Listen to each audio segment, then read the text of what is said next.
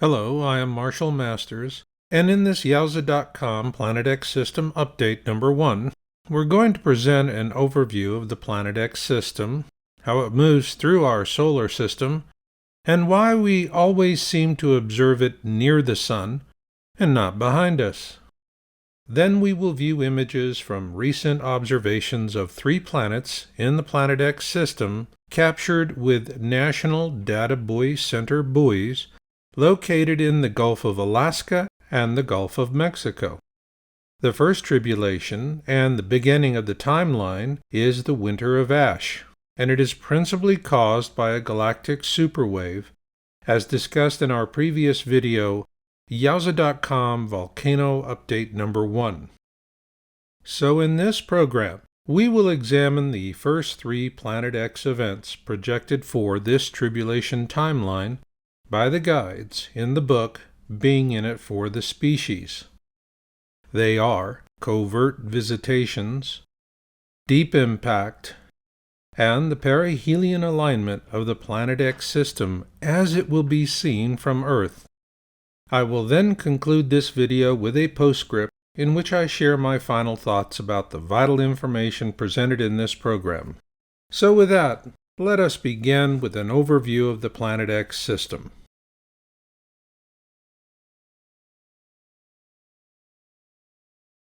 In the book Being in It for the Species, the guides give us very specific descriptions of the various bodies in the Planet X system.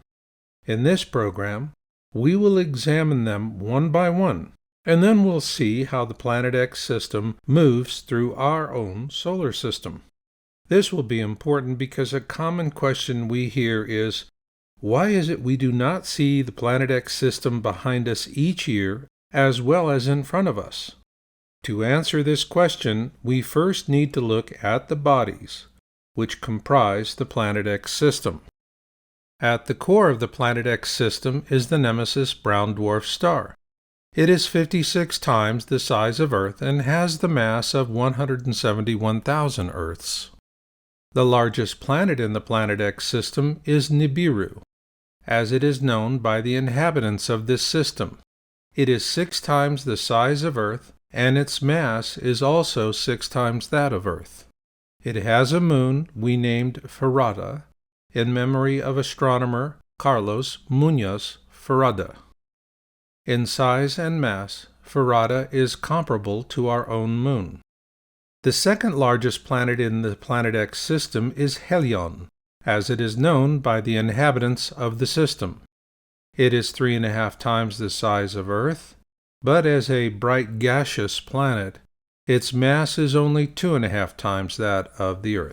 It also has a moon we named Harrington in memory of the U.S. naval astronomer Robert Sutton Harrington. In size and mass, Harrington is comparable to our own moon.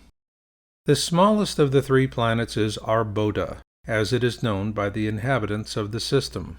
It is 2.5 times the size of Earth, and likewise its mass is also 2.5 times that of Earth.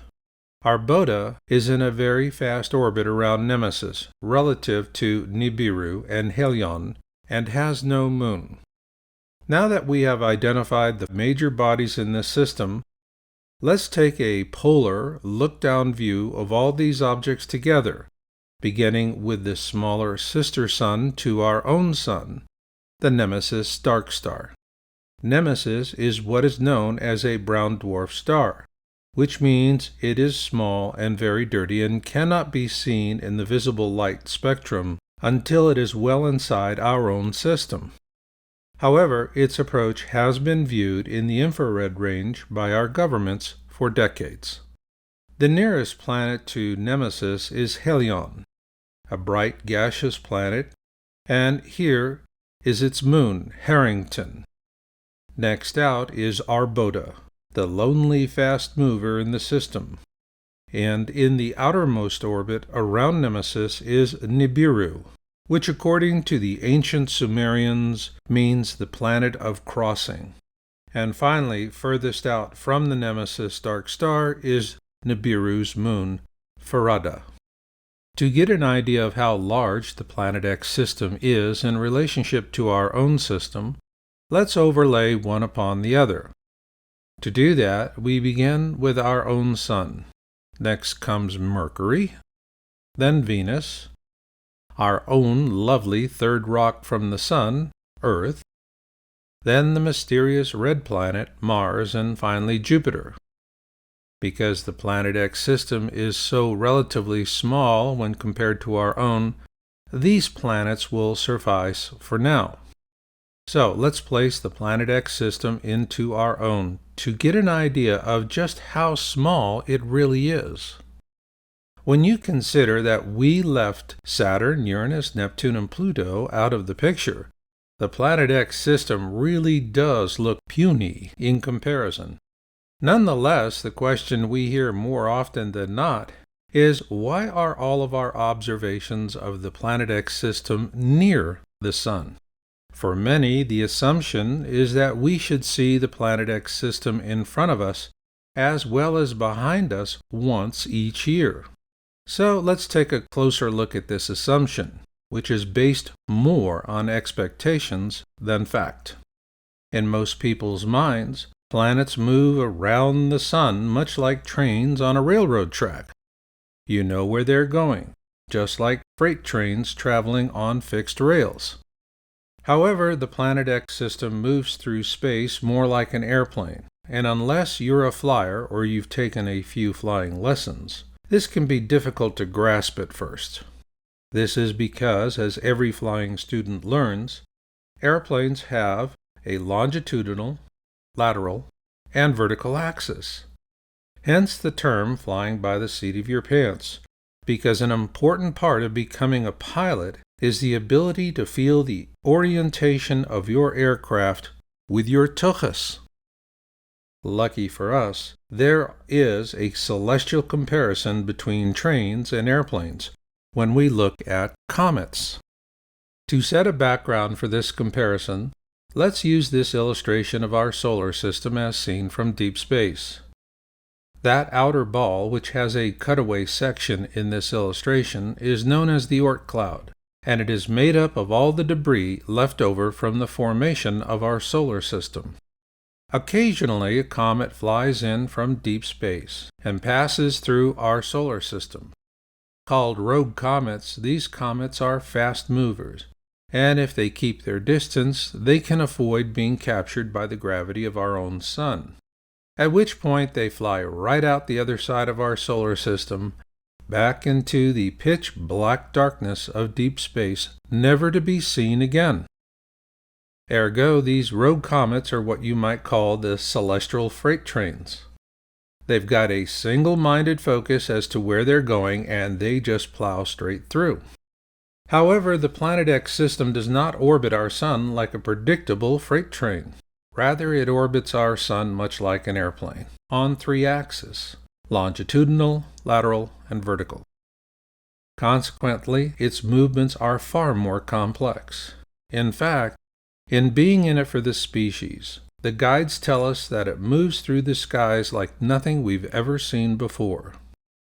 To help us put that in context, we need to see how the Planet X system orbits our own Sun relative to our own view of the Sun and the Planet X system.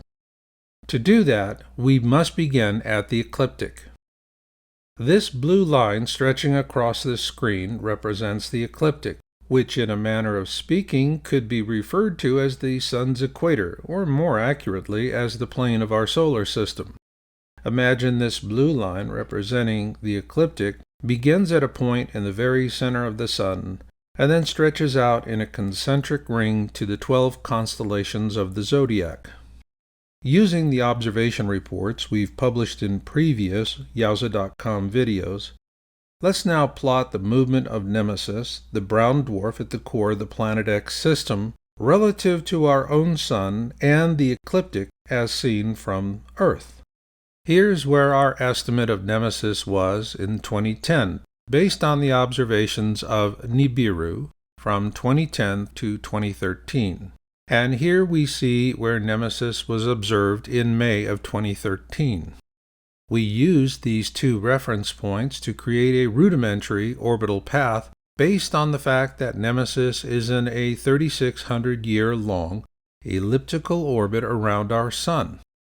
And here we see estimates of where Nemesis will be at the end of this year on the opposite side of the Sun.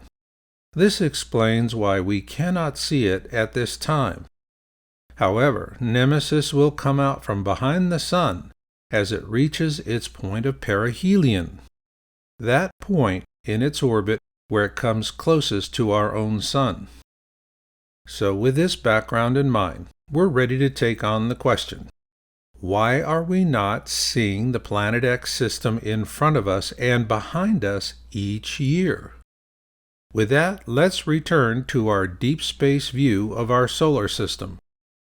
Like an airplane that flies on 3 axes, the Planet X system essentially does the same.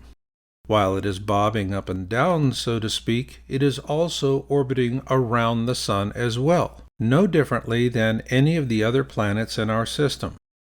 Again, remember that the guides have told us that the Planet X system moves through our skies like nothing else we've ever seen before. The bobbing up and down motion is straightforward, but in terms of moving sideways in orbit around the Sun, we need to look at the number of days it takes for the Planet X system to orbit our Sun, as it bobs up and down through our solar system. Let's begin with Earth, which we know takes 365 days to orbit the Sun. What the guides tell us is that even though the Planet X system is bobbing up and down, it also takes 380 days for this system to orbit around our Sun as well. Now we're ready to put it all together. To the left, we see a polar look-down view of Earth, Nemesis, and the Sun. To the right, we see a side view of our solar system from the ecliptic, with Earth on one side of the Sun and Nemesis on the other, which is why we cannot observe it at this time. Keeping that in mind, let's now change our point of view. To the left, we still have the look-down polar view, but to the right, we now have a frontal view as seen from Earth. Here we see Earth and Nemesis as they track around the Sun in 2010. In 2013, Earth is seen catching up because it has a shorter duration orbit around the Sun, and so Nemesis appears closer to the Sun. Here we see an approximation of where we presently are with Nemesis being directly behind the Sun in 2014. And here we see Nemesis coming out from behind the Sun several months from now. And finally, here's where Earth will be relative to the Sun and Nemesis when Nemesis reaches its point of perihelion. To see the full range of motion, let's view a composite of all these points in space. Because Earth orbits the Sun every 365 days and Nemesis orbits the Sun every 380 days, Earth has slowly been gaining on Nemesis, and this is why the recent observations of Nemesis over the past few years have always placed it near the Sun from our point of view here on Earth. Nemesis is presently behind the Sun and unobservable at this time. But interestingly enough, we have current observations of its 3 planets, Helion, Arboda, and Nibiru, and we're going to show them to you in the next part of our program, Planet X Observations.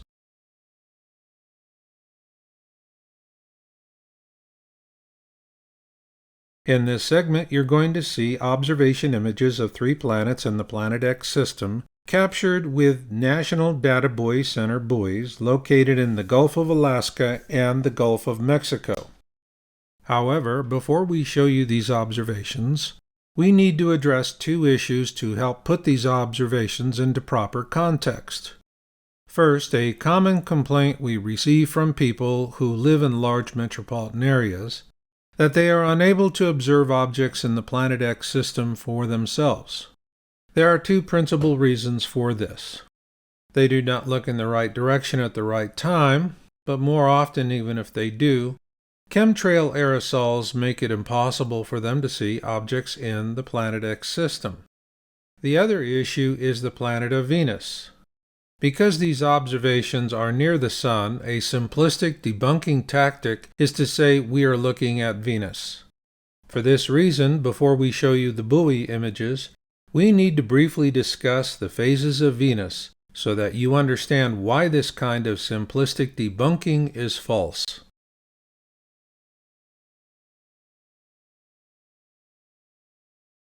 Despite massive propaganda efforts by our government, a growing majority of Americans understand that chemtrail spraying is a real part of our lives. There are several reasons for it, and while some would think that the primary purpose is to make it more difficult to observe objects in the Planet X system, the two main reasons for chemtrail spraying are weather modification and crowd control. The atmosphere of our planet is drier with less overall moisture, which is why there are droughts and floods. Chemtrail spraying is being used to divert moisture from some areas to others for various reasons. This is the simple reason why we're seeing the extreme drought conditions in the western side of our country now. Moisture is being diverted eastward where it is needed for agriculture, mining, and manufacturing. These industries require great amounts of water, and chemtrail spraying is the functional answer to that need. If there was one thing the American government learned during the Vietnam War, was that an outraged citizenry can overpower the political aims of a few. It is why our leaders now add chemicals to the chemtrail mix to ensure our passivity and indifference. If the Americans of the 60s could see what is happening today, things would be vastly different. However, after a decade of being sprayed by chemicals that induce apathy, along with GMO foods and drugs like Prozac, people are dulled. Consequently, we're not alarmed by these weather modification efforts, which are substantial. However, more to the point here is that chemtrail aerosols are blocking the sky. And this is not a conspiracy theory. Not when you have mainstream media outlets like the New York Times publishing an op-ed titled "Blocking the Sky to Save the Earth," or Scientific American warning us that geoengineering could turn skies white, which in fact it has. To illustrate this fact, we'll use a simple simulation to show how chemtrail aerosols have impacted our ability to view the sky. Here we have a nice afternoon sky without aerosols. But after the spraying, the skies aloft become heavily masked. Here we have a twilight sky without aerosols. But now, as you can see, the chemtrail aerosols are falling to the ground as the air cools towards evening. Here we have a clear evening sky, such as what we would have seen before the advent of chemtrails. But now our evening skies are not as clear because the aerosols have finally reached the ground. Here we have a clear pre-dawn sky, such as what we would have seen in the days before chemtrails. However, these days much of the aerosols, sprayed the day before, have either settled to the ground or have mostly dispersed, and asking where that has gone to is a thorny question. Here we see the sun in the early morning, as seen from the buoys that captured the images we'll show you later on in this program. Keep this image in mind because this is the kind of clear sky that is being seen from these offshore buoys. On the other hand, this is more typical of the morning sky most Americans see today. So yes, chemtrails are blocking our view of the sky. This explains why we are able to show you excellent images of Planet X objects in pictures taken from offshore buoys. Given their locations at sea, they are mostly outside normal chemtrail spraying patterns. Also, these images were captured early in the morning, after the residual chemtrail aerosols in the area have either dissipated or have been blown away by prevailing winds. Chemtrails or not, you can still count on debunkers to say it's Venus. So let's take a quick look at the phases of Venus.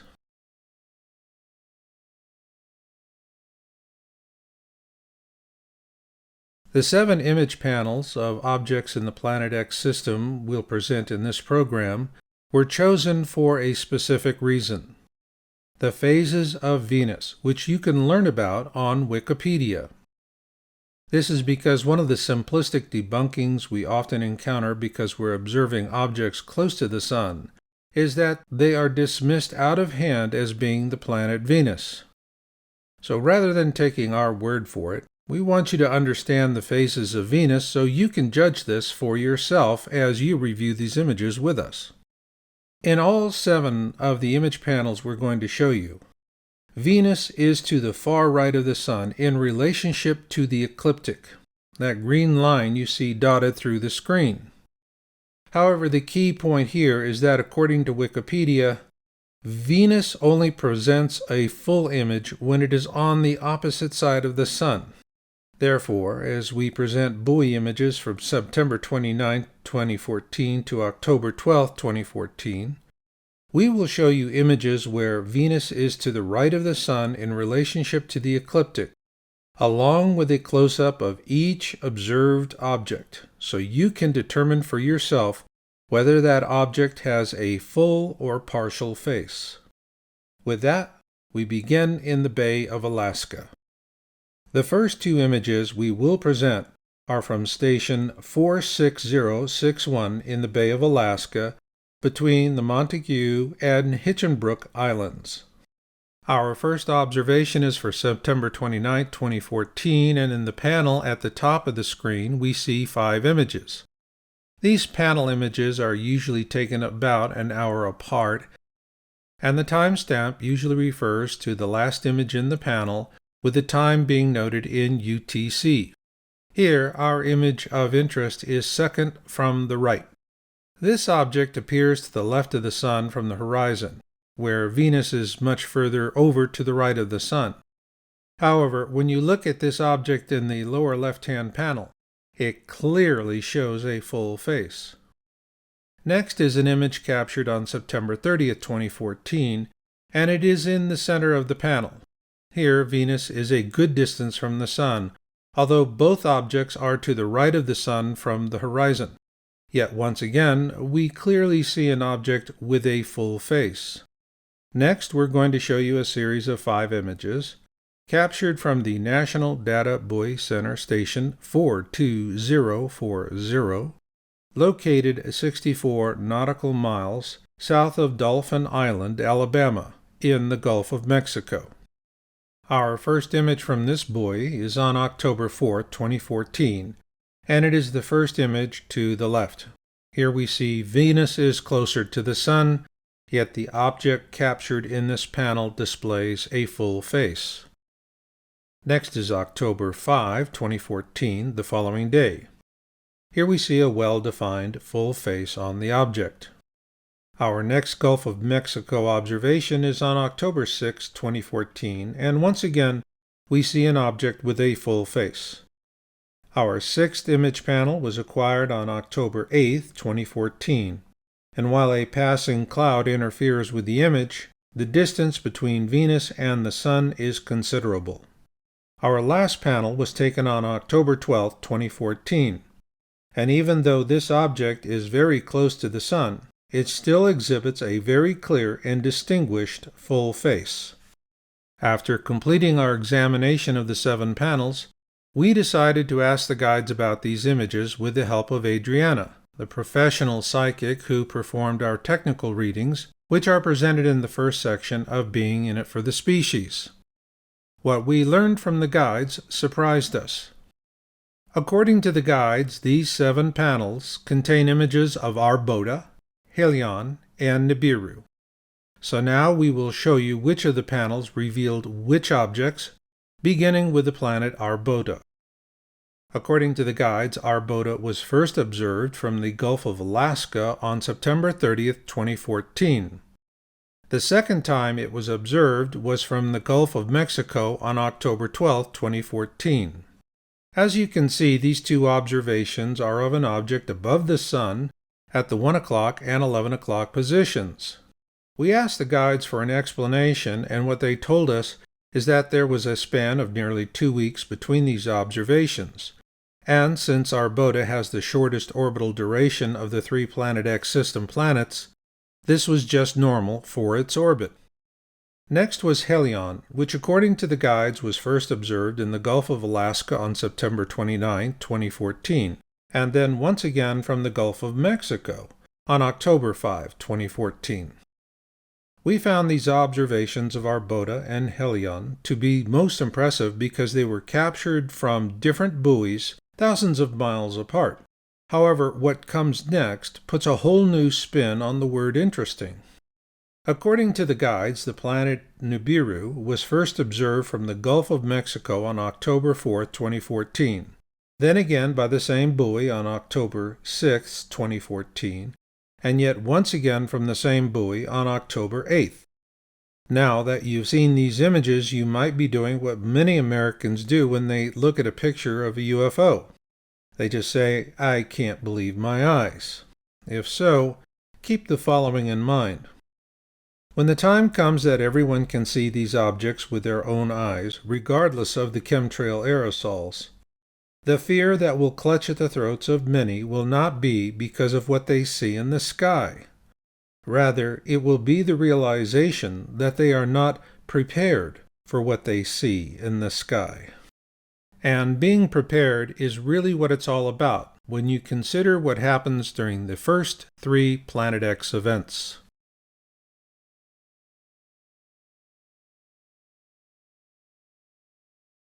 According to the guides, the principal causality of the first event on the tribulation timeline, the Winter of Ash, is a galactic superwave. This phenomenon is well described by physicist Dr. Paul LaViolette in his book Earth Under Fire, and it is fully explained in our previous video, yowusa.com Volcano Update Number 1. Therefore, in this program, we'll move ahead on the tribulation timeline to the first 3 events related solely to the flyby of the Planet X system through the core of our own system, beginning with the covert visitations which happen after the Winter of Ash.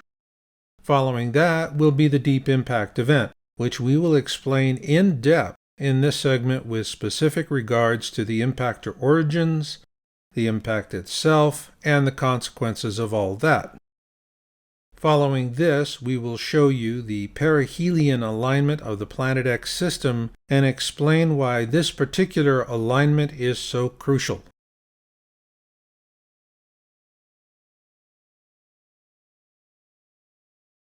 If there's one thing the topic of Planet X has in common with ufology, is that regardless of how many mountains of photographic evidence you produce, most people will still say, "I just can't believe it." Regrettably, this very expression of cognitive dissonance plays directly into the hands of the Anunnaki, the inhabitants of Nibiru, and the elite leadership of our own planet. Following the Winter of Ash event, which causes global economic and political chaos, the Anunnaki will begin making covert visits to our world leaders. In being in it for the species, the guides tell us the Anunnaki will advise our leaders about this impending asteroid impact event. How will it play out? The guides tell us those who are fated to be in the crosshairs of this disaster will be the last to know. According to the guides, this impactor will be an asteroid in our own system, and it is currently located somewhere between the orbits of Mercury and Venus. While it presents absolutely no threat to Earth at this time, the approach of the Planet X system will bump it into a trajectory that will bring it into contact with the Earth. To help visualize this, let's begin with a simple side view of our system. As you can see here, we have Earth and the ecliptic, the plane of our galaxy we discussed earlier. This asteroid will travel near to the ecliptic, and for those who've been kept in the dark about its approach, there will be no way to know it is coming. However, the guides tell us that when we see Nemesis coming out from behind the Sun, with the planet Helion to its right, and Nibiru below the ecliptic and near to the Sun, that dying time is near. To get the picture of what that means for us, we'll use this world map to plot this impact event and its consequences. The asteroid will travel from west to east as it approaches the eastern Atlantic, and the impact site will be off the coast of France. This impact will occur in an area of deep seabed and drive forward a massive tsunami into Europe. A wall of water so large even London and Paris will flood.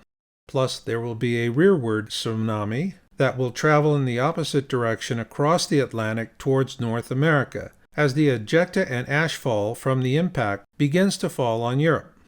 Traveling as fast as a modern jet airliner, the rearward tsunami wave will strike into the northeastern seaboard of North America with devastating consequences for America and Canada.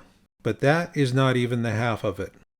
Shortly after the impact in the eastern Atlantic, the active volcano on Las Palmas will erupt, causing its western flank to fail.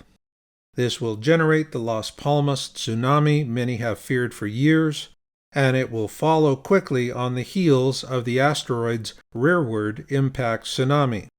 This second tsunami wave will strike a much greater swath on the east coast of America and Canada, and will be significantly more powerful. Plus, it will combine with the effects of the first tsunami wave for a two-fisted knockout blow that will spell the end of America as the current dominant world power. It will also deal a devastating blow to Atlantic alliances which are dependent on a very sophisticated transatlantic communication infrastructure of deep undersea fiber optic cables. As you can see here, the impact site relative to this communication infrastructure gives one pause to wonder about where this asteroid strikes. Is it happenstance? Or are we looking at the possibility of a targeted projectile? Not only in terms of the communications aspect, but also for what happens next. The impact will be on the western side of the Eurasian plate, and the force of the impact will travel through the Earth's interior to the eastern side of that same plate. Here you see an equatorial view of that line of travel for added perspective. Once this energy wave strikes the opposite side of the Eurasian plate, the consequence will be a massive disruption of the Pacific seabed, starting in the Kamchatka area, moving south towards Antarctica. There it will rebound and head back north, triggering undersea volcanoes and earthquakes as it goes. As you can obviously see here, the Hawaiian Islands are in the crosshairs of this rebound wave. But this wave, which rebounds off Antarctica, will also cause great earthquakes and volcanic eruptions for those nations in South, Central, and North America bordering the Ring of Fire. After the dust settles, both the eastern and western shores of the United States will be devastated, and then the unthinkable will happen. In what will seem like a blink of the eye, America will become a third world nation. However, the guides also tell us that no nation on earth, no matter how wealthy or advanced, will be able to escape the cataclysms to come. And with that, now comes the really bad news. In Being in It for the Species, the guides tell us that when we see this alignment of the Planet X system, Nemesis will have reached its point of perihelion, which is its closest distance to the Sun. After that, it turns south into the outbound leg of its orbit.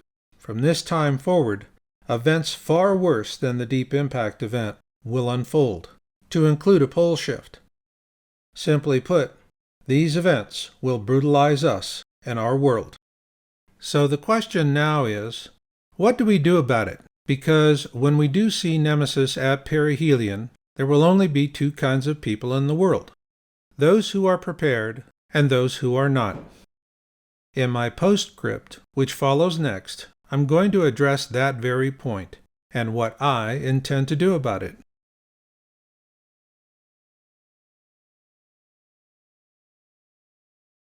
I began researching Planet X in 2001 and published my first article on the topic of Planet X in January 2002. Over the years, I and my fellow researchers have always treated the topic as a threshold risk issue. However, with the release of Being in It for the Species and this video, that has changed. We at yowusa.com now view Planet X as a clear and present danger.